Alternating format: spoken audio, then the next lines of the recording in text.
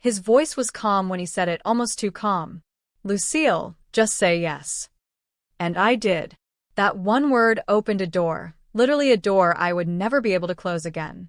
Because the man who stepped into our living room that night was not just any man. He was tall, towering even, built like someone who never needed permission to take up space. His skin was deep, smooth, beautiful. His eyes locked onto mine like he already knew what I was hiding, what I was starving for. I was 50 years old, married, bound to a man I had given decades of my life to. And now that man had invited a stranger into our lives, a black stranger named Curtis.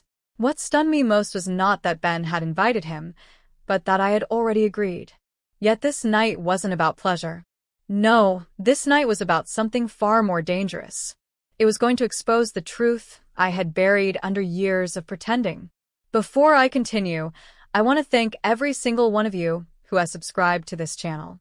Your support means more than you can imagine. To all our new and returning viewers who haven't yet subscribed, what are you waiting for? Your subscription fuels this storytelling journey. It keeps these raw, emotional stories alive.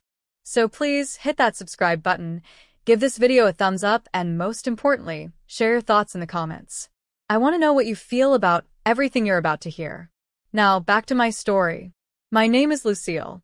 I'm 50 years old, and I live in a quiet suburb in Massachusetts, the kind of neighborhood where people wave from their driveways and pretend not to notice when something feels off. My partner, Ben, is 55. We've been together for nearly 2 decades. And like most long relationships, things began to change slowly, so slowly I didn't notice, until one day I looked in the mirror and realized I had disappeared somewhere inside the silence between us. Then one evening, Ben came to me with a strange peace in his eyes. He said he wanted to try something new, something bold, something he claimed would bring us closer. Ben has always had a way with words. And I had always said no to things that made me uncomfortable. But that night, I wanted to be different. I wanted to be fearless. I said yes. When Curtis arrived, I remember the exact sound of the door clicking shut behind him. The air changed instantly. I could smell his cologne. I could hear the slow, deliberate sound of his footsteps. His presence filled our home like smoke, thick, impossible to ignore. Ben stood beside him, smiling. "This is Curtis," he said, as if introducing an old friend. But there was nothing familiar about this man. He was younger, maybe 30, muscular, confident, unapologetic. He looked at me as if I were something delicate, yet something he had every right to touch. I stood frozen, not with fear, but with an aching curiosity. Ben's voice broke the silence. "Tonight is about truth," he said, "about what we both secretly want." And in that moment, I realized this wasn't just about him. Something inside me wanted this too, or at least that's what I told myself. Curtis didn't speak at first. He simply stood there watching me, not in a threatening way, but with a quiet certainty that made my skin burn. His eyes, a deep obsidian, seemed to see past my clothes, past my marriage, past the woman I had been pretending to be. Ben had already poured drinks, 3 glasses of red wine, set perfectly on the marble counter, as if it had been rehearsed. Like this wasn't the first time he'd done this, just the first time I had said yes. "Sit," Ben said, his voice soft yet firm.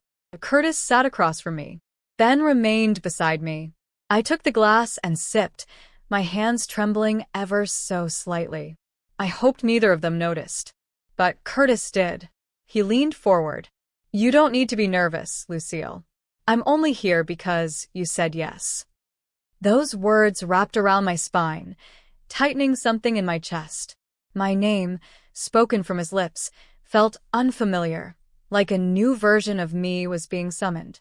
I glanced at Ben. He was smiling again, that patient, knowing smile he wore when he believed he was in control. But tonight, he wasn't. Not entirely. Something was shifting. Curtis never looked away. His hands were clasped on the table, calm. His voice was slow, deep, and each word settled inside me like hot tea on a cold day. "I want to hear you speak," he said. My breath caught. "About what?" About how you feel now that I'm here. I could have laughed. I could have deflected. But something inside me refused to lie. I feel. My voice was barely above a whisper. Like I don't know who I am in this moment. He nodded. That's the most honest thing you've said all night. Ben chuckled, sipping his wine as if this were entertainment, as if we were characters in a story he had written. But I wasn't acting. This was the realest I had felt in years. Curtis stood slowly, walking around the table until he was just behind me. I felt his presence before I saw him. Warm, tall, electric. He didn't touch me. He only whispered, "You've been silent for too long." That broke something in me. I stood and walked to the window. Outside, the night was dark, the porch light casting faint reflections on the glass. 3 people, 1 truth. Nothing would ever be the same again. When I turned, Ben was still seated, looking at me with pride.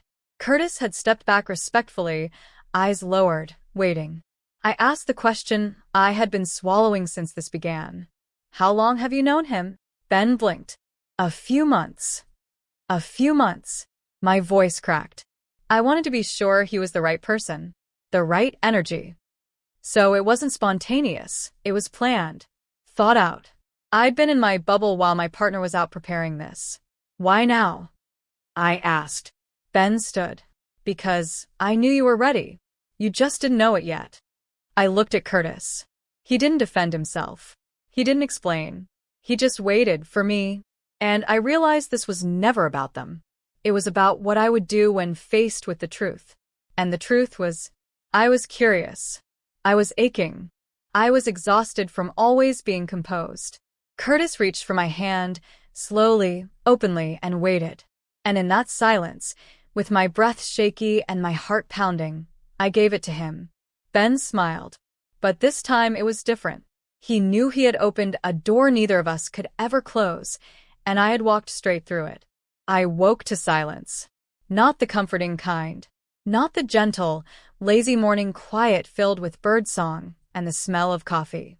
This silence was cold, hollow, the kind that screams something is missing. I reached across the bed and found empty space. The sheet beside me was still warm, but Ben was gone. No phone, no message, no note, just absence. Curtis hadn't stayed either. But his presence lingered in the air, his scent on my skin, the echo of his final words in my ears. "Now you know who you are." That was the last thing he said before stepping out in the early hours, after what felt like the most intimate unraveling of my soul. I sat up slowly. My legs ached, not from anything physical, but from the weight of what had happened, from how far I'd drifted from the woman I used to be. Morning light sliced through the blinds like truth always does, and all at once it hit me. I had said yes to everything. To a stranger. To my partner's fantasy. To my own suppressed desires. To a part of myself I had caged for decades. But now the cage was open, and I could never close it again. I walked downstairs. The wine glasses were still on the table, half-finished. The throw pillows were disturbed. The air was still thick with last night's tension. I stood in the middle of the room and whispered to myself, "What have I done?" Then I heard the key in the door. Ben walked in like nothing had happened, grocery bag in one hand, phone in the other. He smiled. "Morning. Did you sleep well?" I stared at him, waiting for something, anything. An explanation, an apology, a question. But he gave me nothing. Just routine. "You left," I said. He nodded. "I figured you'd want space." I stepped forward. "That wasn't a game for me, Ben. That wasn't just some experiment." His face shifted slightly. "It was never a game for me either." "Then what was it?"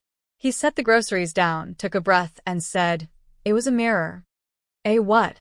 "A mirror. You said yes, Lucille. Not because I forced you. Not because Curtis seduced you. You said yes because part of you needed to feel something again." I swallowed hard. "And you? What did you feel?" He turned and looked at me, really looked. I felt terrified.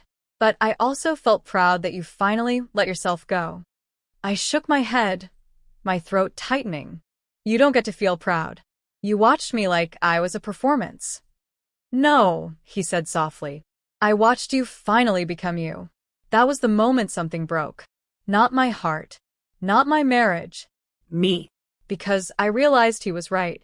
But it still hurt, because I wasn't sure I liked the version of myself I had become.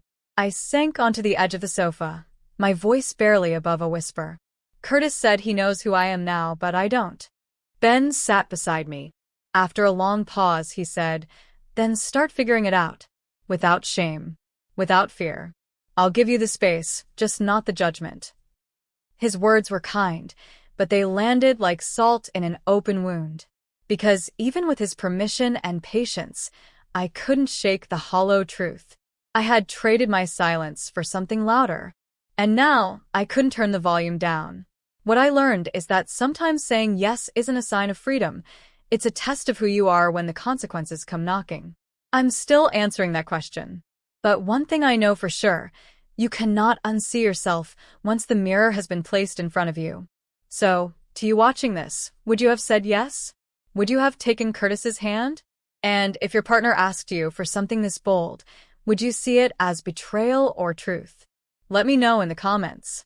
And if this story pulled something in you, please like, share, and subscribe. It keeps this channel alive, and it tells me these stories are not just being heard, but truly felt. Until the next one, stay real, stay raw, and above all, stay honest with yourself.